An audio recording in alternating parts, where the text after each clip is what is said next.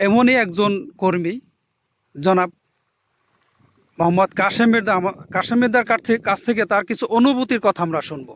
কাশেম মির্জা, তুমি বলো যে আমরা যে আজকে যে আমরা স্মৃতির টানে শিকড়ে আমরা চলে এসেছি, তোমার কেমন লাগছে? আমার জানা মতে তোমার এখানে মনে হয় প্রায় 20-25 বছর পরে তুমি এখানে আসলা।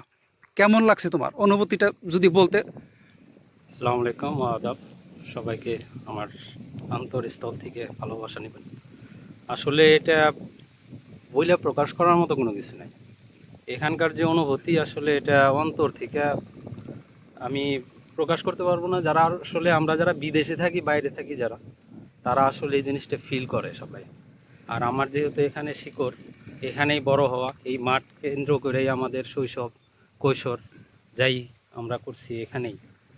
আমাদের পরিচিতি, আমাদের এলাকার ময় মুরব্বী সবার সাথে আমরা একইভাবে যে এই এলাকাটায় যেভাবে চলে আসছি, বড় হয়েছি, সবার কাছে আমার অনুরোধ থাকবে।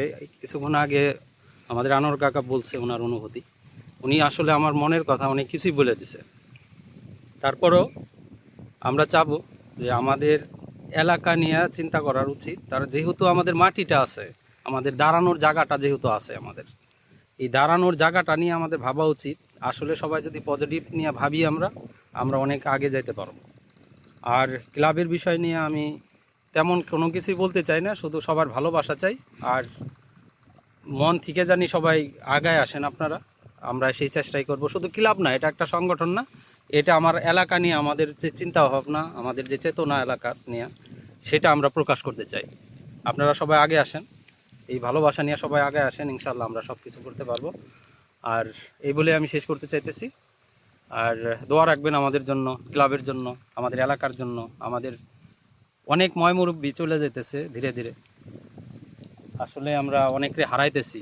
আমরা চাই তারা থাকতেই জানি আমাদের একটা ক্লাব দাঁড় করায় যেতে পারি আমরা। আর আমরা জানি এই ক্লাব দিয়েই জানি আমাদের একটা এলাকার পরিচিতি আমরা দাঁড় করাইতে পারি। সবাইকে ধন্যবাদ, সবাই ভালো থাকবেন।